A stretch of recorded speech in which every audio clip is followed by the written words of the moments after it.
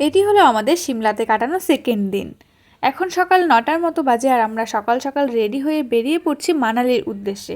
সিমলা ঘোরা তো আমাদের মোটামুটি প্রায় কমপ্লিট হয়ে গেছে, আবার যাওয়ার সময়ও কিছু জায়গা ঘুরে তারপর যাব। এটি ছিল আমাদের হোটেলের বাইরের ভিউটি, ভীষণই সুন্দর, রুমের থেকে সব কিছু দেখা যাচ্ছিল।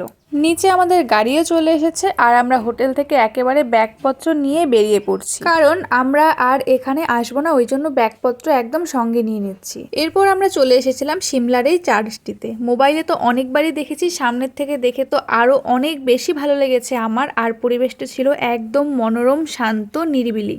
আর এইসব বাড়িঘরগুলো আমি ছোটবেলায় যখন সিনারিতে দেখতাম কি যে ভালো লাগতো, আমার খুব ইচ্ছে ছিল যে সামনের থেকে দেখব, আর সেই ইচ্ছেটা আজ পূরণ হয়েছে। এখন আমরা যাচ্ছি সিমলার মাল রোডের দিকে। দুদিনেই আমাদের সিমলা ঘোরা কমপ্লিট হয়ে গেছে, এবার আমরা চলে যাব মানালি। আমাদের সকালেই বেরোতে হবে, কারণ মানালির রাস্তাতে অনেক ভিউ পয়েন্ট আছে আর রাত হয়ে গেলে সেগুলো দেখতে পারবো না।